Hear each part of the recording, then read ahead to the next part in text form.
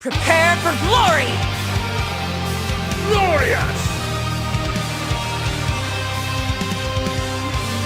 Glorious! Glorious! Glorious! Glorious! Glory lasts forever! What's up, guys? Welcome back for some more Glorious Smite. I did say I'd try and get this up tonight, and fuck it, I did. So this will be the finale to the real finale, I guess, to Hell Week, the Hell Guide, or build guide. So this is going to be how I would typically build Hell and why. So Pen is your friend as a mage. Pen is always your friend, and I would always 100% recommend Pen boots. Now, from here it depends where you're putting Hell. Are you putting her in the mid? Are you putting her in the solo? If you're playing outside of Conquest, it doesn't really matter too much. You just go by the majority of the enemies. If it's a lot of big physical threats, you're going to go Breastplate. If you're in the solo against the physical, you're going to go Breastplate. Pretty simple stuff. And if you're up against the mage, you would typically go Voidstone. With Voidstone giving 20 aura reduction to the armor, and Pen boots giving 10 flat pen, that gives you a total of 30, right? And mages, outside a few select gods, only have 30 armor. That means with just these two items alone, you get true damage on mages. True damage. Whatever your abilities say they do that plus, you know, a little bit extra because you've got some power on your boots and some power on Voidstone. And against the mage, they'll deal less damage to you because you've got magic protections. So yeah, if you're up against the physical, you're going to go into Breastplate. If you're up against the magical, you go into Voidstone. From here things get a bit tricky. So if you're ahead in solo, I typically go into a Warlocks. I know it's third and it's a bit awkward, but I still feel you've got enough time left in the lane to get advantage out of it. Like, you know, start grinding up the minion kills to get the stack. I still feel you can get away with it.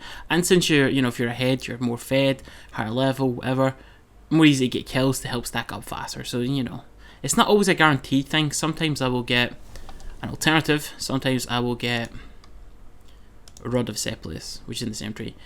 75 power is pretty decent, 250 health, pretty decent. The movement speed's really, really welcomed, and you get the aura, which is really strong. 25% boosted healing and regeneration is really, really strong. So like you can go either or. So if you're behind, you can just go into this. Again, if we're assuming you're in solo, I would then get a little more defense. Since, you know, you're Hell, and, you know, people like to jump on Hell, and then you're a healer, people love to jump on healers, and you're a mage, people love to jump on mages, so a lot of people are going to be jumping on you.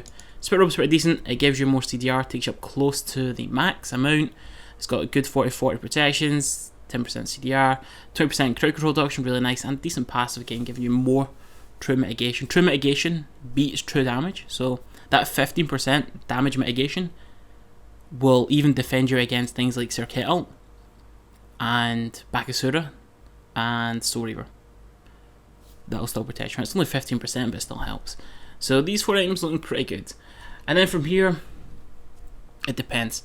If you're struggling against physical gods, I don't mind more physical defense. If you're struggling against mages, you know, you've got Voidstone. And if you just feel fairly far ahead, we pretty much always get Rod Tahuti. I feel it's just a big chunk of raw power and a passive that gives you more power, and it comes with MP5, which is nice. So that's generally what I'll go into. It is expensive though.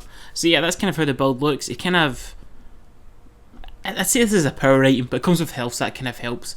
CDR and defense, CDR and defense, pen. Your 2 gives pen as well, keeping that in mind. And then I would finish on pen. So I'd be looking at Obsidian Shard. It's more of an aggressive build. It doesn't have to be as aggressive as this. You can build more defense, but you know, that's generally how I would do it. The alternative build would be, in fact, you know what, I'll just give like the alternative build, which is more, you know, if you're a mid, you're against the mage, you get your Voidstone, you've got your pen boots, you've got your Voidstone, so you go pen boots, Voidstone. Generally I would get CDR third. It can be whatever you want to be. Maybe it can be Spirit Robe, maybe you can still get Breastplate because the jungle will still be there, so you still get, you know, a decent amount. So you've got options again. Then you get the heal rod, then you get the real rod, the power rod.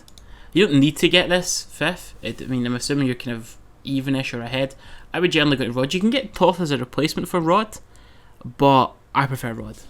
They're very similar. This comes with more mana, which is nice, but Rod's slightly more powerful because of its passive and its hidden passive, which is your A's also get 25% boost.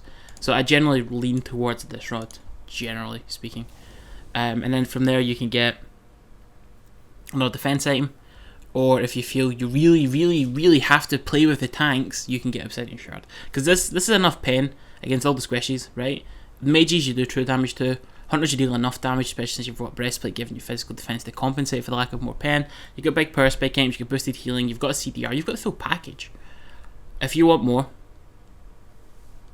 you can get more. This is sort of like your, this can be anything you want item, right? So good defense items, pretty much anything in this tree. It doesn't really matter what one. Arching the best defense, CDR, like you've got options, so it doesn't really matter what you get. You can get any one of them and they'll all be good. You can just get a raw health item like Bale of No, gets 400 health, 10% CDR, which gives you closer to your cap, which is nice. And you know, and it's got a passive. You can go into E-Staff, you can go into even Gem if you really want to. You've got choices, because again, they're offering health, a little bit of power, big chunk of mana, so it gives you things you like. But it's an item that basically says it can be whatever you want it to be. You don't want more power, and we'll get into that in a moment. So yeah, I generally get a health item, or a defense item, or a CDR item. I think I'm strong enough at this point. So you probably want CDR, so we'll just get this for the CDR. So this gives you 35% CDR, a bunch of protections, you know, an aura giving you some pen, more pen, your 2's pen as well. So like you're feeling pretty good at this point, and this is a pretty good hybrid build. This won't show any pen, I believe. No, it doesn't show pen, but it is pen. So we'll just build it up. So yeah, it's pretty decent. Over 900, it's okay. That's because 250s there, you know. But look at the physical defense, 196, magical defense, 140, really strong. You still get 350 power, which is pretty decent. And you know, you're feeling okay at this point. So that's the kind of two builds. Keep a good look at them. You know, you can kind of twist it here and there, you know, make variants to it, make slight changes, but it is mostly how I like. So let's look at the abilities quickly. Does it show me? No, it does not. So we're gonna have to go look at abilities. So scales 50%, 50%. That's quite low, but the base is kind of low mid, so you can kind of spam it and get more use out of it. Plus, you get two abilities, which is obviously nice. So I mean, technically, if you could hit them both, but I mean, it's a lot of delay. It's not instant. It's not hit. Firing, the animation's long. Changing stance is long. Hitting with the ability again, it takes a long time. Then your 3, 70%, 30% for the heal, 7%. Still, these aren't amazing numbers, but 2 base is kind of getting to the mid-range now, which is pretty decent. And your 2 is giving you debuff of 25, again, reduction, so 25 plus your 20 reductions, 45, plus the 10 pence, you're getting 55, so that's pretty much good against hunters and mages, and decent enough against most assassins. Some might get a defense item here and there, but again, you also have a defense item, so more than one, so you should still be okay. And that's just your passive, and that's just your low passive. So you're not scaling particularly well, right? Ideally, you would want this to be 70 and 70 for more power to be justified. But you've got a good enough base. You've got built-in pen, right, which is really nice. So yeah, you don't really need too much power. And again, you're gonna get dive done all the fucking time. You won't be able to survive. So how do I level up abilities, right? You get a point in everything. I start with a 3.